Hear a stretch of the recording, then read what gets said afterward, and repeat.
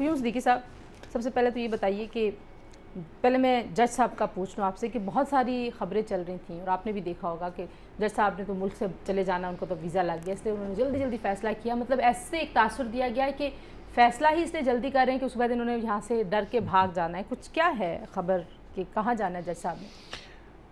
देखें, जो नोटिफिकेशन जारी हुआ है उसके तहत एक कॉन्फ्रेंस है जो हॉल कॉलेज इंग्लैंड के अंदर है, और उसमें उन्होंने कोई ट्रेनिंग वर्कशॉप है जो कि वहाँ से 5 से शुरू हो रही है और फिर आगे जो है उसमें होती है।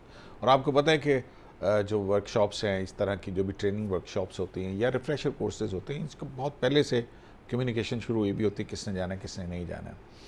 हाल बताओ, उसमें नोटिफिकेशन में ये है कि उससे पहले नाम जो था वो फैज़ान साहब का था, जो जज फैज़ान है उनका, और उनकी जगह कल 4 को जो है वो रजिस्ट्रार, क्योंकि ये आपको पता है कि हाई कोर्ट जो है सुपरवाइजरी रोल है इनका, और इनकी मर्ज़ी के बगैर जो है वो लोअर जुडिशरी की छुट्टी पे जाना या दूसरी तीसरी मामला जो है वो नहीं होते।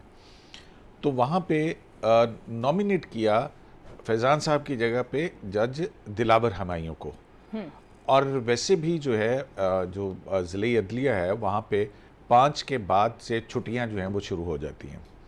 तो 5 की कट ऑफ डेट तो थी ही कि इसके बाद से छुट्टियाँ शुरू हो जाएंगी, और फिर वो सितंबर में जाके फिर दोबारा जो है उस तरह से काम होता है, और डे टू डे या ड्यूटी मैजिस्ट्रेट्स जो हैं वो होते हैं। लेकिन क्या ये इस सारे प्रोसेस में, इस कॉन्फ्रेंस और ये छुट्टियों का जो मामला है, इसमें कहीं उजलत का इजहार आपको भी लगा? आप बहुत क्लोजली तमाम कोर्ट्स की प्रोसीडिंग्स को देखते हैं, ज़ाहिर आप ज़्यादा सुप्रीम कोर्ट को कवर करते हैं, लेकिन आपको लगा कि जल्दबाजी में हुआ ये फैसला?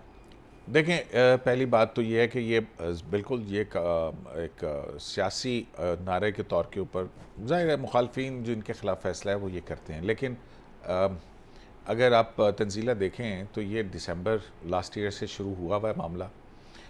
उसमें पहले जज ज़फ़र इकबाल साहब थे, जिन्होंने, आपको याद होगा, इमरान खान साहब यहाँ पेश हुए थे तो उनकी गाड़ी के अंदर हाजिरी लगवाई थी। और फिर अब तक जो है इसकी तकरीबन 42 के करीब हेयरिंग्स हुई हैं। 42 की हेयरिंग्स के अंदर जो एक्यूज़ है या जो भी इमरान खान साहब हैं, उन्होंने 3 मरतबा सिर्फ अदालत के अंदर हाजिर दी। उसके अलावा जब भी बुलाया गया उन्होंने हाजिरी से इस्तिस्ना की दरख्वास्त दी, जो इन अदालतों ने कबूल की। उसके बाद जो इतराज़ात ये यहाँ करते थे, और फिर उसके बाद वो हाई कोर्ट्स के अंदर जाते थे, हाई कोर्ट से वापस यहाँ पे आते थे, फिर वही दोबारा इतराज़ात दोबारा डाल दिए जाते थे। केस के मेरिट्स के ऊपर कोई बात नहीं की है। और फिर आखिर में अभी मैं एक प्रोग्राम में शोएब शाहीन साहब के साथ था, तो मैंने उनसे पूछा कि फ़ाइनल आर्गूमेंट्स के लिए क्यों नहीं आपके वकला पहुँचे, लीड कौंसिल वहाँ पे पहुँचे। तो उनका कहना था कि जी हमारा मुंशी जो है वो गायब हो गया था। अब मुंशी गायब हो गया था तो हम मुकदमा हार गए। हाँ, वो कह रहे हैं कि दोनों मुंशी गायब हो गए, तो ये ख्वाजा साहब का भी और शोएब शाहीन साहब का भी।